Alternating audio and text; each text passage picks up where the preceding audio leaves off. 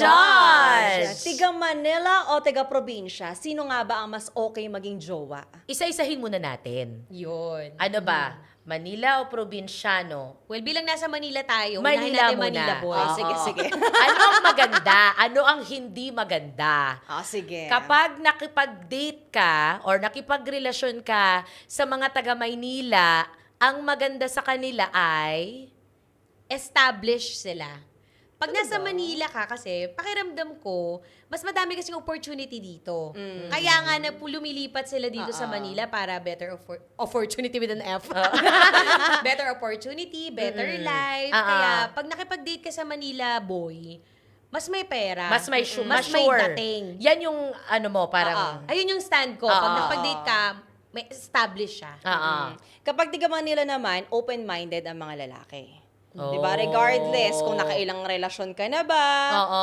kung sino ba yung past mo, ano meron sa'yo, Ano diba? mga experiences Correct. mo. Anong merong magulang ka, diba? Oo. Kasi nga, ngayon, uso na yung kailangan. Diba, dati nga kasi pag sinabi natin na kapag may liligawan ka, pati yung magulang dapat liligawan mo. Sa mga tiga Manila, parang hindi na ano sa kanila yung ganun. Hindi na applicable. Yes, yung kailangan kilalanan na rin yung mga magulang. Kasi ang gusto nila, ikaw naman yung pakikisamahan ko, ikaw liligawan ko. Oh. So, open-minded ang mga tiga Manila, Yes. yung mga lalaki. Ako naman, agree ako doon, open-minded. In a way naman, ang nagustuhan ko naman, open naman sila pagdating doon sa roles sa relationship.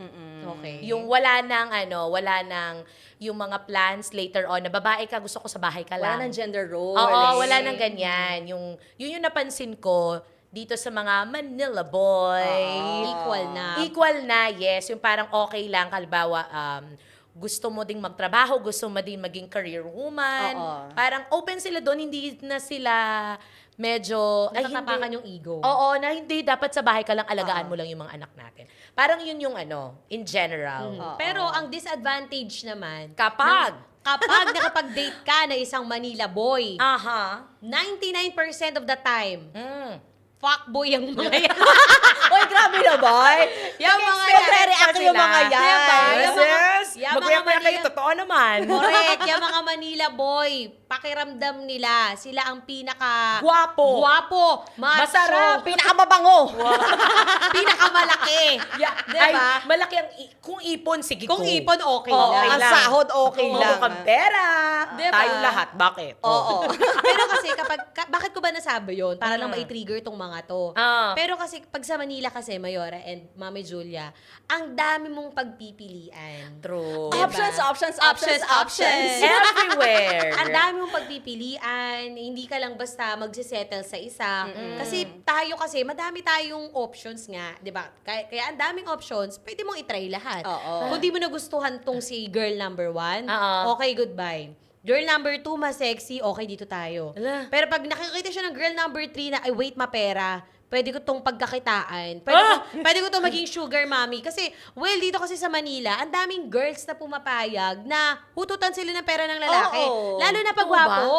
Papayag yung mga pag yan. gwapo. Oo. Bibili na ng sapatos, Yes. bibili na ng ganito. Ano bang gusto mo, baby boy? Di ba? Ang mga Manilenyong lalaki ay mauutak. At tamad. Oportunista. Mga Parang ganun. tamad na yun eh, yung mga nang Oo, uhot-hot pagka ng pera. ganyan. O, for the lack of better term, tamad. Oo. Diba? Na parang- Batugan. Oo. Parang ang sakit Asa ng... sa girlfriend. Ang sakit ng ang sakit ng mga hindi maganda tungkol sa Oo. mga... Alam mo, naging contradictory yan. Sinabi ni Mami Julie na ang mga lalaki kasi dito sa Manila, wala na silang gender roles. Pero anong nangyari? Nasa bahay na lang sila, tinabad na. Aray ko. Gusto Oo. nila magpalit. Nasobrahan. Oo. Gusto Pero madami dito sa Manila, pansin ko din madaming lalaki din na stay at home. Kasi tayong mga Manila girl, tayo naman Manila girl naman. baliktad talaga Oo. siya. Di ba pag Manila girl kasi tayo, lalo na pag lumaki tayo dito, talagang mas maganda ang oportunidad para sa ating mga babae. Lalong-lalo na kung tayo ang malaki ang income. Marami sa mga lalaki na sila na lang yung nasa bahay. Nagpaubaya na. Oo. Pero okay lang sana yun kung pati yung mga ginagawa sa bahay, nagkapalit din. Oo. Hindi mo pwedeng nakahilata lang naman sila doon. O, pag Yun ang uwi- problema sa mga Manila boy, ML, puro cellphone. Ayun, agree ako dyan. Diba? Parang dito sa Maynila, parang yan yung yan yung pagseselosan mo. Yung yan game. yung kalaban mo. Oo, cellphone tsaka motor. Uy, totoo. Parang 99% of population motor sa mga lalaki. Oo, gusto talaga nila. Yun talagang hilig nila eh. Diba? Ngayon naman, punta naman tayo sa probinsya naman. Eto na.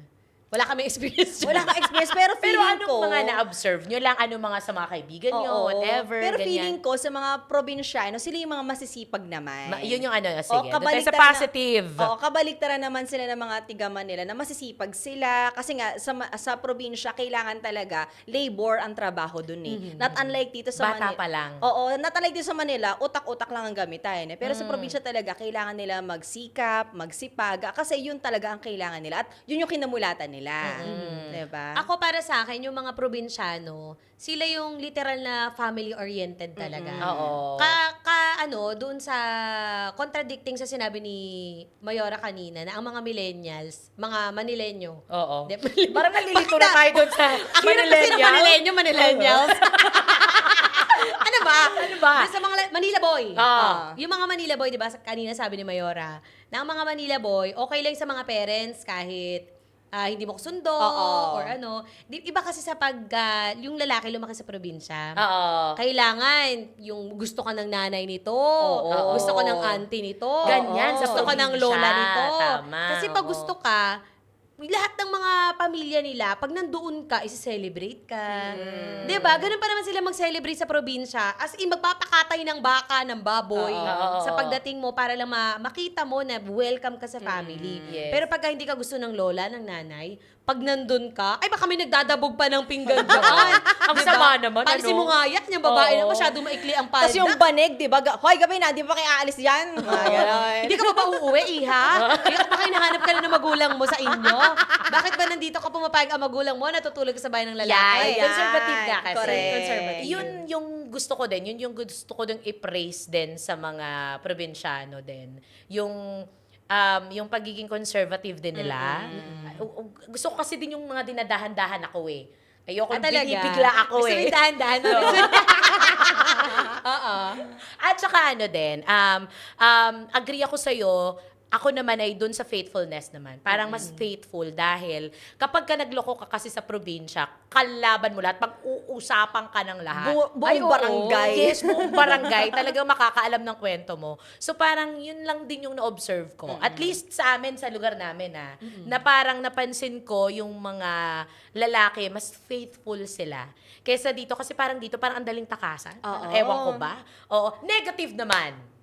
Sa mga taga-probinsya, siguro ang mga taga-probinsya naman, syempre may mindset sila na, ay kapag nakapunta ako ng Manila, mas maraming options, mas maraming better opportunity. Ang nangyayari sa kanila, kapag nakatungtong na sila ng Manila, feeling nila, angat na sila compared dun sa mga naiwan nila sa probinsya. So kapag nakarelasyon mo sila dito, para na-adapt na nila yung ugali ng mga tiga Manila. Yun. Kumbaga hunyango, parang gano'n. Yun yung tingin ko lang naman. Oo. Ako ang tingin ko naman, mga probinsyano, mga sad boy. Kasi, Kasi- manipulator, ganon?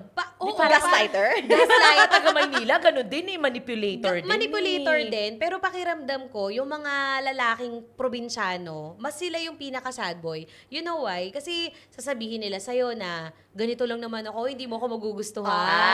So, ano bang, oo. di ba, ano bang laban ko sa'yo? Ang Oo. ganda ng trabaho mo, Oo. na hindi naman ako ganyang kagwapo, Sad boy maitim nga. ako. Oo. Yung parang pagka-probinsyano ka, ang dami mong lait sa sarili mo, na gusto mo lang talaga deep inside na i-praise ka ng babae, na piliin ka, na i-uplift ka. Ang hirap ng ganyan, ang Diba? hirap ng ganyang karelasyon. Oo. Ako naman na napapansin ko naman sa mga taga-probinsya, mga seloso naman sila.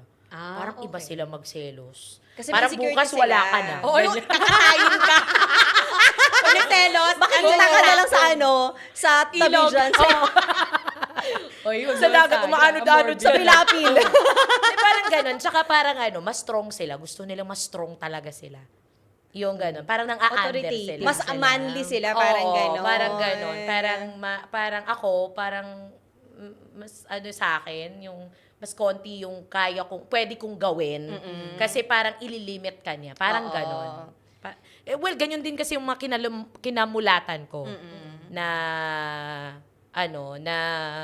ang tawag dito na pamilya, na dynamics ng pamilya, na parang ang lalaki talaga mas strong. Oo. Although, hindi ko naman nila lahat kasi may mga gusto mga babae na sana makatagpo ako ng lalaki na hilingin niya na sa bahay lang ako. Oo. Tapos may allowance pa ako pampaganda. Diba? Kasama ka ng seaman, The dream. gano'n na gano'n. Oo. Pero pag nag-asawa ka ng probinsyano versus Manila boy, pakiramdam ko, pagka nakapag-asawa ka ng Manila boy, mas bibigyan ka niya ng liberty to be yourself. Pagka kasi To grow. to grow. Pag probinsyano kasi, pakiramdam ko gusto niya na, hindi, okay na yan, okay na tayo. Ayaw niya na yung nag-e-explore. At saka yung parang, yung sky is the limit. Parang Yes, ganyan. na parang oo. pagka Manileño kasi, sige, explore yourself. Parang mas ma-develop pa natin yung pwede nating magawa in the future. Pwede tayong mag-grind tayong dalawa sabay, achieve natin yung dreams natin.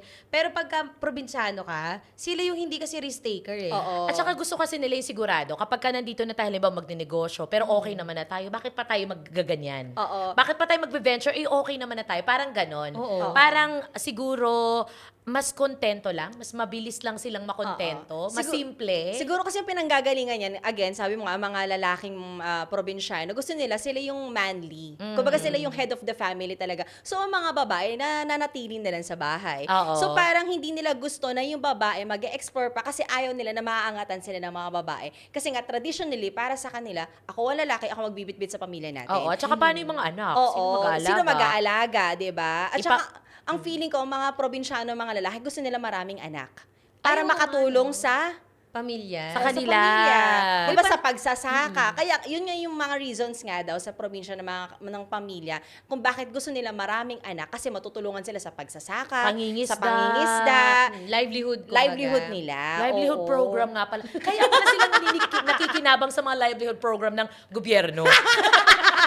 Uy, alam nyo Yung ba? pala yun. Isa sa napansin ko palang characteristics ng mga probinsyano, Ah. majority sa kanila palasigaw. At totoo Malakas ba? ang lakas ay, ang- oo, lalo feeling na- siguro Siguro dahil malayo yung bahay namin. Oo, Ganon. pasintabi po pero marami akong kakilala sa mga taga-Visayas. Oo. Ang lakas ng boses. Ay, sorry po Pagkakausap mo lang ng normal. Parang may okay. kaaway. Parang sumisigaw. malakas One talaga time, boses ko nakausap din. kasi ako na gano'n. Oo. Di kausap ko siya, no? Normal lang pinag-uusapan namin. Lalaki Tapos ba yan? Lalaki. Tapos parang sabi niya, ganito. Sabi, excuse me, ganito po ba kayo? Sumisigaw po ba kayo? Parang gano'n, may pinag-uusapan lang kami. Tapos parang lagi silang nakasigaw. Oo, totoo Laging yan. mainitin ng ulo. Oo. Oh. Pansin ko to hindi naman... Sigaw siguro, pero mainitin ng ulo. Parang lahat naman. Parang kahit taga Manila. Kahit taga Manila. Oo, Hindi, pero- aborito pala sa buhay. Oo, sa traffic pa lang dito eh. Pero feeling ko, sa mga probinsyano, sila yung pinakamainitin ng ulo sa lahat. Ah, Lalo na kapag At tingin ko naman mas patient naman. Ako feeling ko talaga mainitin ang ulo ng probinsyano. Ako pala sigaw lang talaga kasi yung asawa ko, although hindi naman talaga siya taga-probinsya, pero yung magulang niya, galing kasi yung Probinsya, province. oo. Talagang sabi niya sa akin, na sigawan daw talaga ang salita doon. Kaya parang na-hurt ako minsan pag tinataasan niya ako ng boses. Boses. Kasi pasigaw siya, kasi ganun nga yung kinalakihan niya. Normal lang naman. Normal para normal. sa kanila. Meron kasi akong kakilala na etong lalaking to, yung asa na pang-asawa niya, parang laging aburido sa buhay. Pero normal niya yun. Ha? Normal niya yun na Parang parang... lungkot naman ang buhay nila. Bakit ka mo? Kasi nga parang Bisaya siya. Tapos pag ang mga Bisaya daw, lalakas daw ng boses. Parang hindi na yun dahil sa pagiging Bisaya, yung pagiging aburido. feeling ko Yung parang yung, ganun siya. Yung malakas ang boses, ang isa sa mga dahilan daw doon ay dahil malalayo daw ang Yung bahay. bahay. Okay, kaya Oo, nagsisigawan. Kaya nagsisigawan. Pero yung pagiging aburido, baka may pinagdadaanan. Kasi pansin ko kasi, pagka Manileño ang jowa mo, Oo.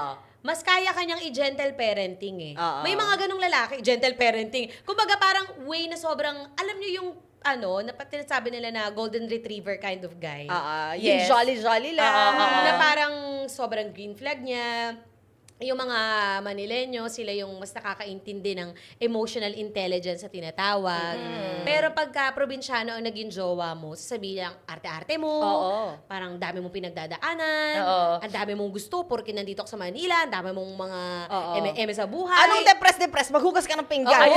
Laba ka dyan. Dati nililigo lang namin yan. Lalo pag Pero- masakit ang ulo namin, uminom ka lang ng tubig. Oo. Pero alam mo, Rhea Ivan, uminom ng tubig. Sorry. Pag masakit ang ulo mo, tubig, kulang ka lang sa tubig. Pero alam mo ba, ang mga probinsyano, ang galing nilang manuyo. Ayun. Pa nag-away Yun ang hindi mo kayo? na-experience. Hindi. Kasi pag nagkagalit kami, ako ang nanunuyo.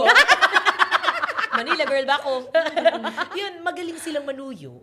Siguro no, parang napapansin ko lang din na iba-iba tayo ng opinion. Baka naman, wala talaga sa lugar.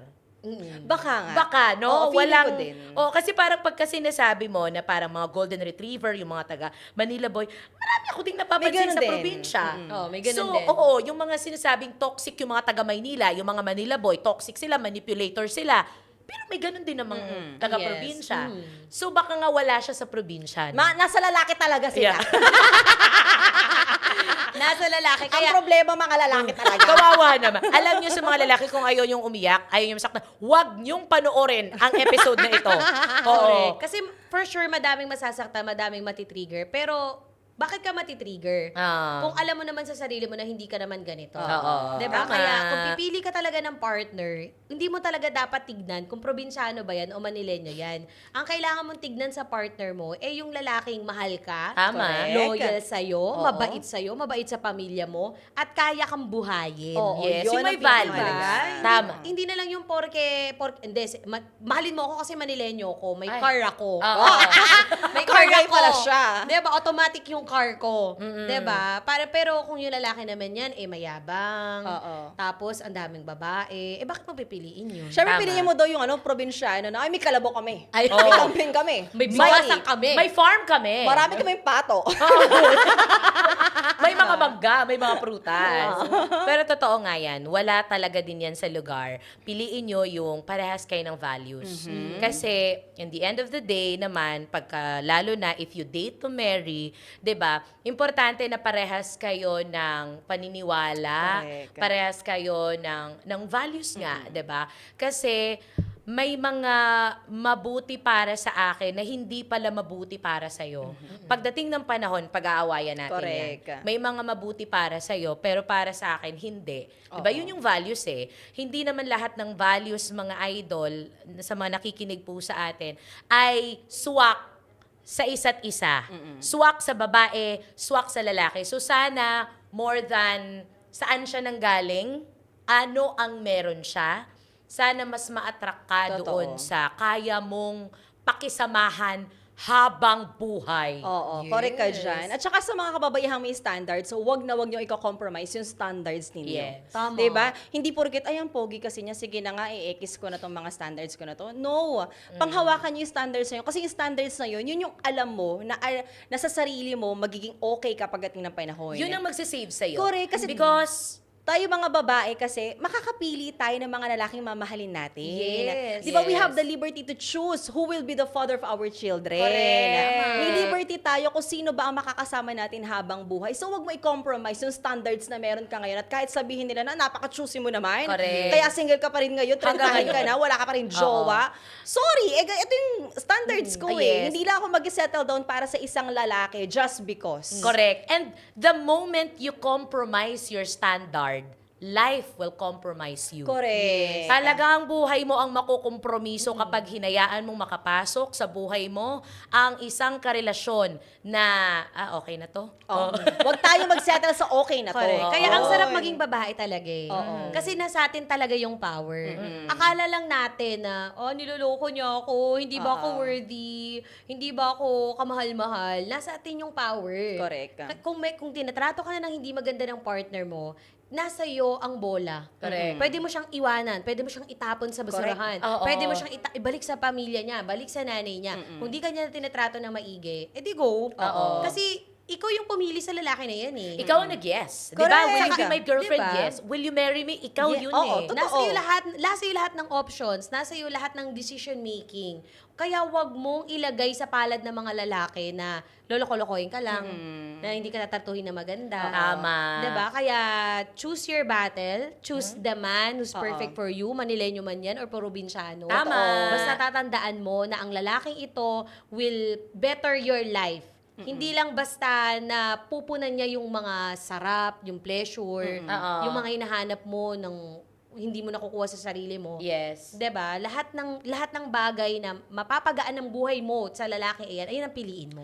Paalala lang, na kung anong gusto mo, ibigay mo din. Totoo naman. Diba? Gusto mo Ibalik ng pleasure. mo rin. Give and take. Gusto mo ng pleasure, gusto mo ng peace, gusto mo ng maayos, yun din ang ibalik mo doon sa partner mo. Dapat ganun ka rin. Diba? Huwag kang maging selfish na ikaw na lang. Oo. Maging self-centered ka na, ito gusto ko eh. Tapos, hindi mo naman pala siya binibigay. Oo. Because that's the moment na hindi mo deserve ang pleasure, hindi mo deserve ang kabutihan, hindi mo deserve ang faithfulness kung ikaw ay mapaglaro, kung ikaw ay pamaya. At maa-attract mo kung ano ka. Tama! Diba? Naghahanap ka na lalaking matino. Naghahanap Yes. ka na lalaking mamahalin ka. Pero sa sarili mo, hindi mo rin kaya mahalin yung sarili mo. Oo. Diba? So, at wala rin yan sa pagiging Manileño, sa pagiging probinsyano. Kasi, girl, hawak mo ang beat. Ikaw may hawak ng beat. Kung naging Diba? Sayaw natin yan. Oo. Kung mabuting partner ka rin kasi Totoo sa yan. boyfriend mo, sa asawa mo, mas mamahalin ka ng lalaki eh. At ibabalik agad sa yung universe yung doble, Yes. triple. Correct. Alam mo ang mga lalaki kasi, simple lang naman yung mga gusto niya mga yan. Gusto lang niya pakainin mo sila, mahalin mo sila, maging loyal ka sa kanila. Ayun lang. Tapos bigay mo sa kanila ng pleasure na gusto nila. Wala na ibang requirement yan. Iparamdam mo lang sa kanila na nagtitiwala ka sa kanila, na sila ang head ng family. Correct. Na sila ang man of the house. Paramdam mo lang sa kanila yung ganun. Okay na. Ibabalik Oo. nila sa'yo Ibabalik yun. nila sa'yo lahat ng love, ng loyalty, ng Pamper. provision na gusto mo. Yes. Basta okay ka din. At may Correct. nakita rin ako online na napakasimpleng creatures lang daw talaga ng mga lalaki. Sa totoo lang, ang kailangan lang nila ma-appreciate nyo sila. Oh. Totoo. Yung lahat ng efforts na ginagawa na, although kasi, syempre, iba-iba tayo na standard sa mga efforts, sa mga natatanggap natin, pero i-appreciate man lang natin kung ano yung kaya nila ibigay para sa atin. Kumbaga, mas lalo silang gaganahan na ibigay pa sa atin yung mundo eh. Kasi ang lalaking mahal ka talaga, gagawin ng lahat, tatawirin ang pinakamalayong bundok para sa'yo. Wow. Diba? Bugs. Bugs. Yun na yun. Yun na yun. Marami pa tayong episode ang susunod dito sa We'll Listen and We Judge.